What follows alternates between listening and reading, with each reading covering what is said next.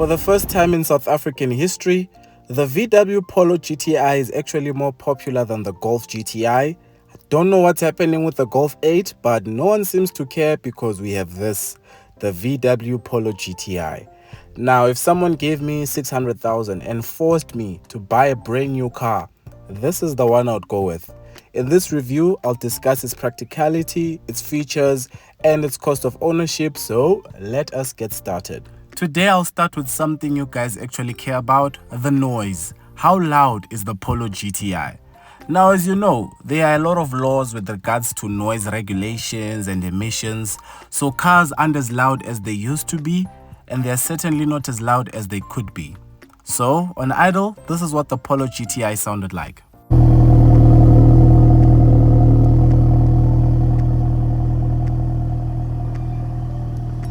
So even on idle, it still has that like it's about to do something serious. Now, if you're wondering why I didn't rev the car and record that instead, it's because PA took unpaid leave, guys. So even if I revved it, there would be no one to record it. My apologies.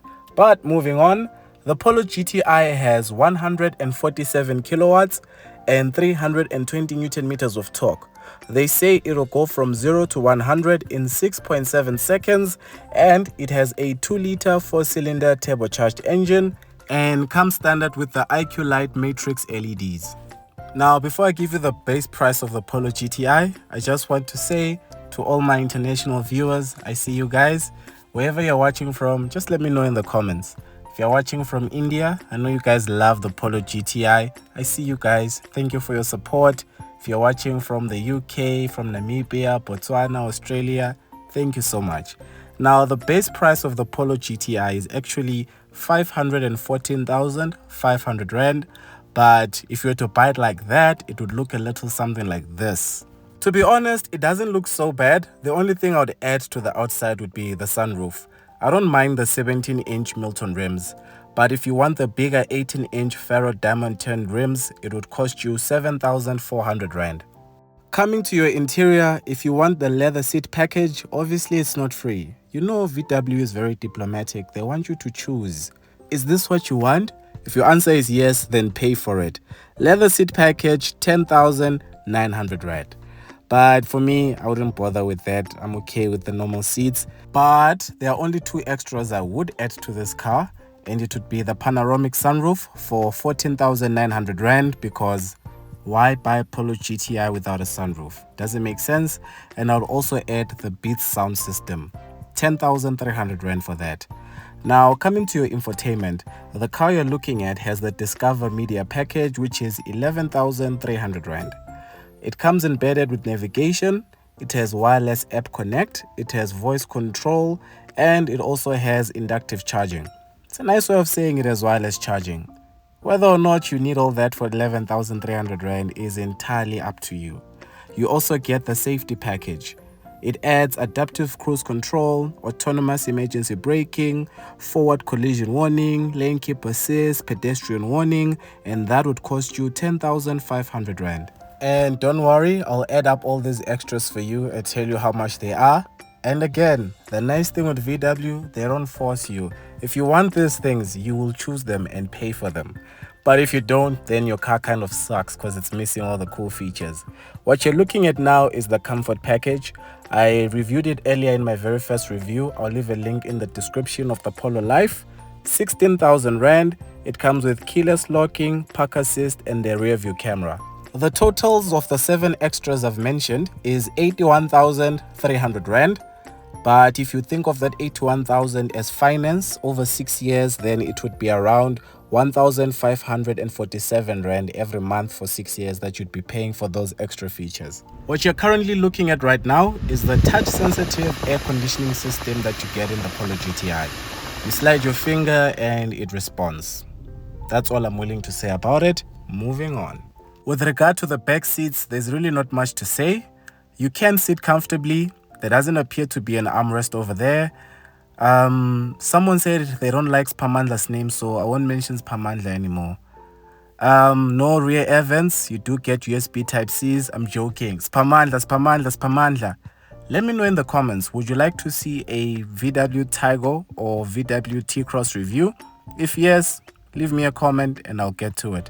Before I forget, my friends in Midrand who like moving out using their Polo GTIs, yes, you can fold the seats down, and yes, you might be able to fit your washing machine or your bar fridge when you're moving to your next flat. And this brings me to the boot space of the Polo GTI. A normal Polo Life has a 351-liter boot, but the Polo GTI has a smaller 305-liter boot. But that doesn't mean you should give up on your side hustle of moving bar fridges around Midrand. You can still fit a lot of things in there, and you also get a space saver spare wheel in case of an emergency. Now that we've dealt with the practicality, let's talk about the prices. The starting price is on your screen right now. As you know, the model we've been talking about has extras of 81,300 Rand, which means it costs 595,800 Rand. On finance, that is 11,341 Rand. And if you fill it up, VW says it has a 40-liter fuel tank, but we all know there's the whole thing with airlock where you can fill it up well beyond the 40 liters. Anyway, at 40 liters, your full tank would be 938 Rand. And if you get an insurance premium of 2,500 Rand, it would bring your total cost of ownership to 14,779 Rand. And for your service plan, you get a 3-year, 45,000 kilometer service plan. And for your warranty, you get a 3-year, 120,000 kilometer warranty. So, if someone gave you 600,000 Rand and say, buy any car, brand new, which one would you go for? Would you take a Mini Cooper S entry level? Or would you actually go for a Suzuki Swift Sport, save around 200,000 Rand? Or maybe decide to buy a entry-level VW T-Roc?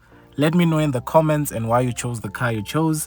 And if it's a car I haven't reviewed, I'll make sure I do it in upcoming videos. And I just wanted to say you've been watching the 8,000 subscriber special episode. Thank you so much for your support. Thank you for all the likes. Thank you for all the comments. Thank you for subscribing.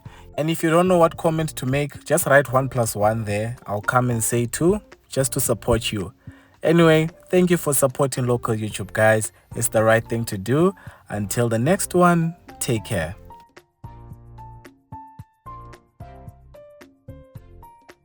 So back in 2020, I actually used to review cars. I'd go to dealerships, take videos, and then put it on WhatsApp or on my Instagram. By the way, guys, support local Instagram, support local TikTok, support local Twitter. I'll leave links in the description. Follow me there as well. But yeah, this is what I used to do. And then about 3 months ago, I decided, let me just try it for YouTube. And it worked. Here we are, 8,000 subscribers later. Thank you. 2 weeks ago, before the finals were decided, remember which 2 teams I said would be in the end? France and Argentina. If you think I'm lying, I'll leave a link in the description. Go watch the Kia Picanto review. So, World Cup final, I'm really hoping. Messi, we'll see.